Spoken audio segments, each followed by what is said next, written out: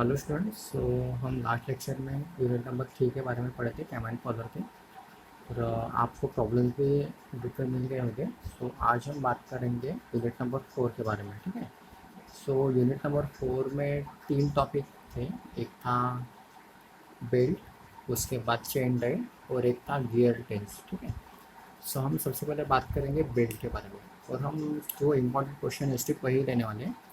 तो ये सबसे पहले जो क्वेश्चन आता है आपको बेल्ट में, वो आएगा आपको state the advantages of V belt type over flat belt. मतलब वी बेल्ट के क्या एडवांटेजेस है फ्लैट बेल्ट के, ठीक है। There is the first advantages, no possibility of belt coming out of groove because in the V belt, groove pulleys are used. Okay, so there is a no possibility between the slipping factor because the slipping factor is occur only in a flat belt cars.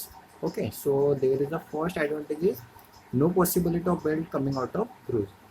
Second advantage is particularly suited for small center distance require no idler.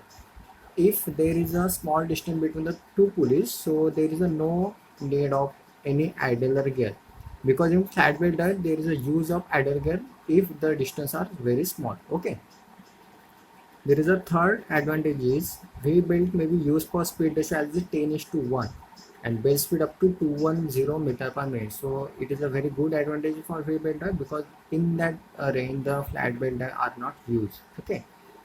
Another advantage is power output can be increased by using multiple belt. If you increase the power of any machine, so we can use the multiple way belt. Okay.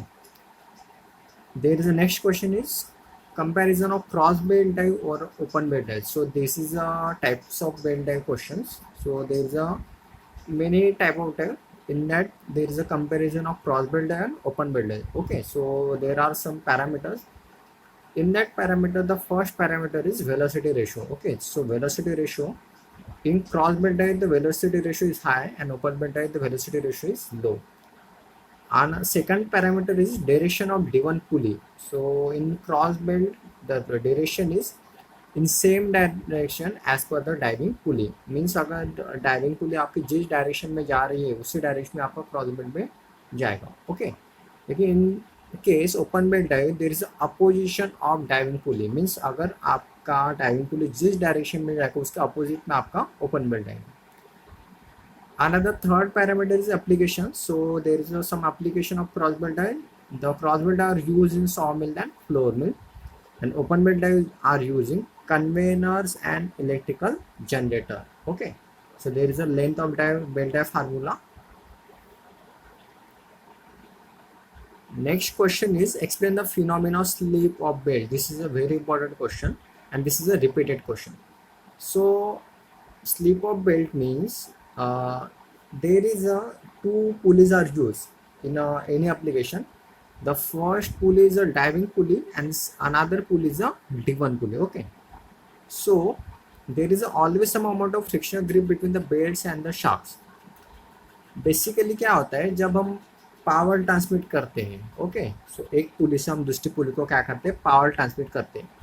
So diving पुली रहते हैं और एक डिवन पुली रहता है, और हम उस पर क्या करते हैं, बेल्ट को क्या करते हैं, माउंट करते हैं.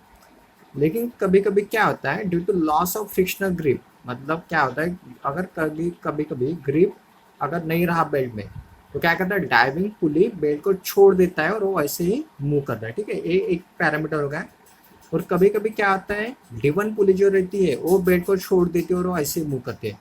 सो इस पैरामीटर को हम क्या करते हैं, स्लिप ऑफ बेल्ट कहते हैं. ठीक है, so there is always some amount of frictional grip between the belts and the shafts, but sometimes this frictional grip becomes insufficient. Okay, so this may cause some forward motion of the time without carrying the belt, or some forward motion of belt without carrying the D1 pulley with it. See, and there is a two parameters. Okay, this is called as the slip of belt, and it is generally expressed in percentage, because in first parameter means अगर आपका belt driver पुली को लेके अगर driver पुली को बिना लिए अगर सामने मूव करता है तो उसका परसेंटेज रहता है S1 में, मतलब स्लिप फैक्टर S1, और सेकंड केस में रहता है S2. ठीक है, और उसको बेसिकली हम परसेंटेज में काउंट करते हैं. This result of the belt slipping is reduce the velocity ratio. This is the disadvantage or drawbacks if slip factor occur in in application. So there is some drawbacks. So for drawbacks is reduce the velocity ratio, or reduce the speed, or reduce the power. Okay. As the slipping of the belt is a common phenomena, thus the belt should never be used where a definite velocity ratio is of the importance. Means basically क्या होता है कि हम wash में, आपने देखा होगा wash में हम कभी भी बेल्ट यूज नहीं करते, हम वॉश में क्या यूज करते हैं, गियर्स यूज करते हैं. क्यों? Because we need the accurate velocity ratio. Okay, if belt we use in a wash, so there is a drawbacks of accurate velocity ratio. Okay, so instead of belt we use a gears in a wash. Another important question is explain the creep of belt. This is also very important question. Okay, so creep of belt मतलब क्या आता है, जैसे कि मैंने बताया था आपके पुली, दो पुली रहते हैं, डाइविंग पुली रहते हैं और डिवन पुली रहते हैं. जब बेल्ट डाइविंग से डिवन पुली तक हम माउंट करते हैं, ठीक है, जो ऊपर वाला पोर्शन रहता है उसको हम बोलते हैं स्लैक साइड. ओके, क्या बोलते हैं उसको? Slack side. और जो नीचे वाला पोर्शन रहता है उसको हम बोलते हैं टाइट साइड. ओके, सो क्या होता है, जब आपका बेल्ट स्लैक साइड से लेके जब टाइट साइड की तरफ आता है तो बेल्ट में क्या आता है, तब एक्सटेंड आता है. क्या आता है तब बेल्ट में? एक्सटेंड आता है. एक्सटेंड मतलब क्या आता है, जो बेल्ट की जो लेंथ है वो क्या हो जाती है, चेंज हो जाती है. ठीक है, और जब आपका बेल्ट टाइट साइड से स्लैक साइड की तरफ जाता है, ठीक है, तब आपका बेल्ट क्या होता है, कॉन्टैक्ट होता है. क्या होता है आपका बेल्ट? कॉन्टैक्ट होता है. So this change of length of factor, there is a relative motion between the belt and pulley surface. This relative motion is term as a creep. So ठीक है, सो दिस मतलब हम इसको बोलते हैं creep factor. When the belt passes from the slack side to the tight side, a certain portion of the belt extend and it contacts again when the belt passes from tight side to slack side. Due to these changes of length, there is a relative motion between the belt and pulley surface. This relative motion is termed as a creep. Okay, so the total effect of creep is to reduce slightly the speed of the driven pulley of follower. So there is a, ये आपका है formula. ठीक है, n2 by n1 is equal to d1 by d2 multiply by e1 plus sigma 1 upon sigma 2.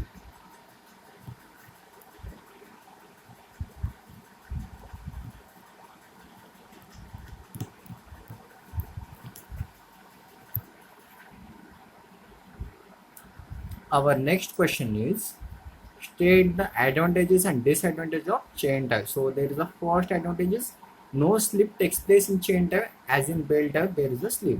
So this is the advantage because in chain tie there is a no slip factor. Another is occupy less space as compared to belt tie.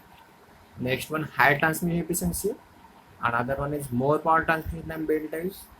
Next, operate at adverse temperature and atmospheric conditions. Another is a higher velocity ratio and used for both long as well as short distances. There is some disadvantage also. So for disadvantage is manufacturing cost of chains is relatively high as compared to the belt tie. Another one is the chain tie needs accurate mounting and careful maintenance. Next question is define gear10. So what is meant by gear10? Two or more gears are made to mesh with each other to transmit power from one shaft to another. Such combination is called as gear10. So there is a, if we transmit the power from one shaft to another, so we basically mesh a gears, two or more gear. Okay, so this meshing of gear is called as a gear10. Basically you see a 10, there is a number of wagons are connected. So in that simple, there is a gears are connected. Okay, so there is a some four types of gear tape. First is a simple gear tape, second is compound, third is dual tape, and fourth is epicyclic gear tape. Instead, in that the compound gear tape and epicyclic gear tape are very important. Okay, so we see a first important gear tape, that is a compound gear tape. So this is a figure of compound gear tape. So when there are more than one gear on a shaft, as shown in figure, it is called as a compound gear tail. Look at here. This is the shaft A, B, C, D, and in the shaft there is a two gears are connected. Okay, so this tail is called as a compound gear tail.